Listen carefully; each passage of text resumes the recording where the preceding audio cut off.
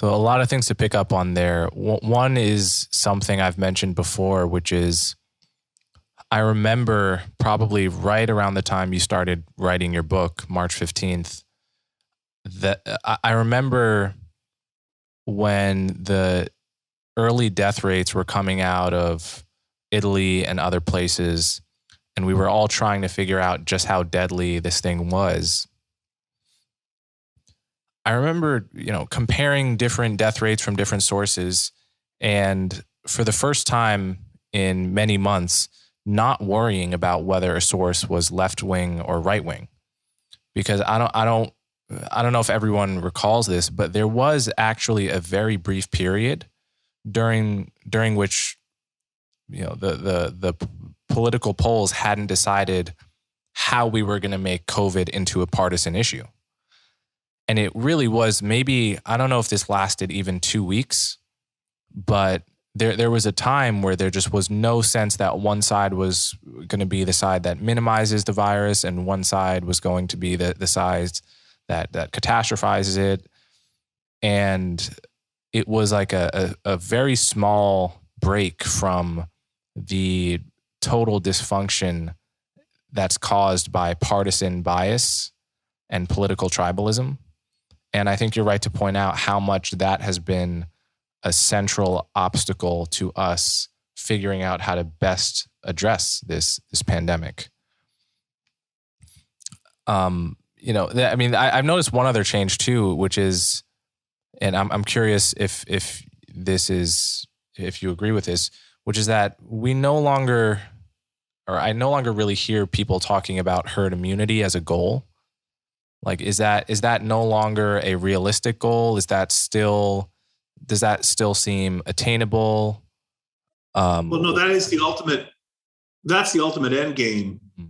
So first of all, to back up on the polarization issue, sure, yeah. What's amazing to me is we live in a plural democracy. I think that's great. People have all kinds of differences of opinion about all kinds of topics. And we resolve our disagreements by voting. We don't take up arms. We vote.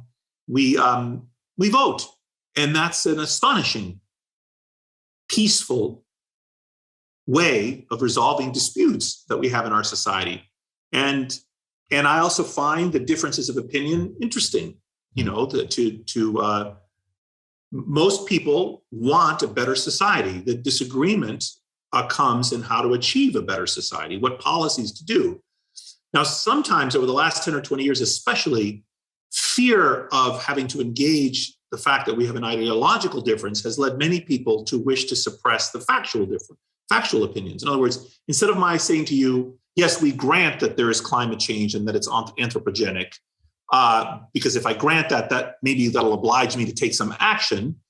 Instead, I say, well, we don't want to support that research, or I don't believe that research or something. Instead of saying, well, yes, that's what's happening, but we disagree about what to do about it.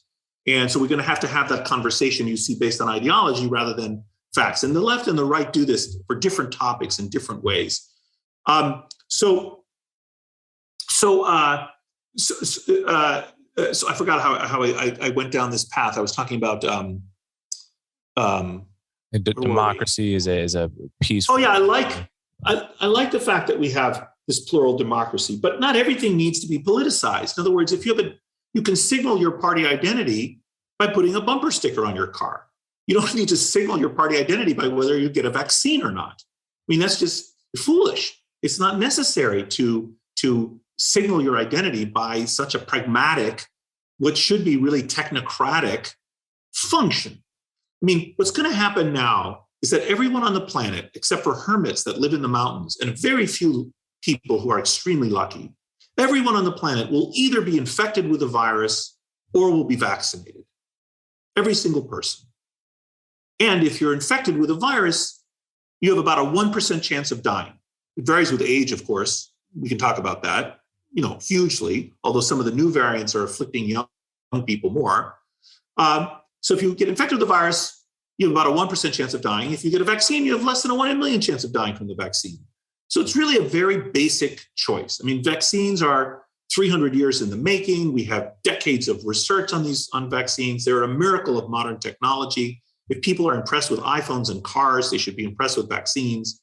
There's really very limited reason not to get vaccinated, unless you see vaccination as a way of indicating your party, your political party, whether being vaccinated or unvaccinated, which is, as I said, foolish, in my opinion, to come to see it. Same with so many other things like masking, for example. A mask is not a political symbol. It's just a barrier, like an umbrella, which stops droplets. And you can just see it in a very neutral scientific way if you wish. What is interesting is that many other countries avoided politicizing the pandemic, even though they have very contentious politics, for example, in Portugal. And other countries also politicized the virus, but often in dissimilar ways. For example, in Greece, it's the left wing that opposes vaccination, not the right wing. So these are needlessly suboptimal responses. And in our country, I definitely blame the previous administration, the White House, for a lack of leadership in our time of need. And I think the response by President Trump definitely needlessly politicized the virus. And some right-wing commentators have observed that if Trump had wanted, he could have trumped up, so to speak, the success in developing a vaccine under his watch, right? I mean, he could have portrayed that as the Trump vaccine, for example. And the irony is that if he had done that, who knows, maybe the left wing, because there is, an anti-vax movement on the far left as well. There always was. Maybe they would have, we would have had the reverse politics on vaccination. Anyway, the point is. Yeah, I mean, I actually remember many people worrying that Trump would use the pandemic.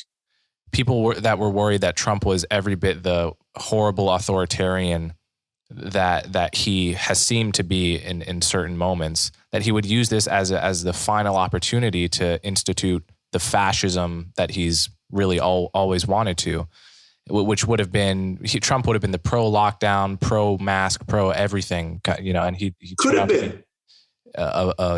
Unfortunately, he's turned out to be irrationally against many important precautionary measures. Yes.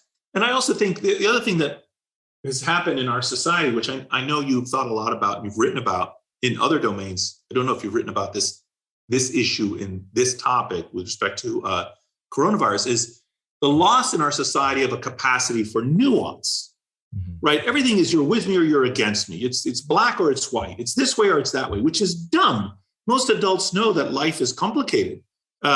Things are shades of gray. There's not so easy.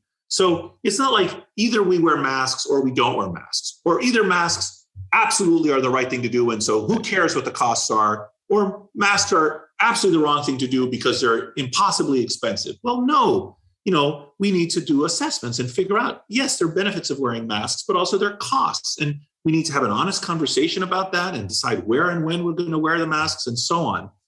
And with so many public policy topics, our country isn't able to have honest conversations, in my view, about what the issues and stakes are, and then settle our disagreements by voting.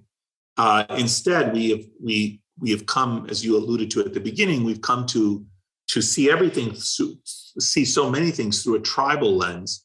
And, again, I think this has harmed us. And it's not in keeping with our, let's say, with our best traditions. Let's put it that way.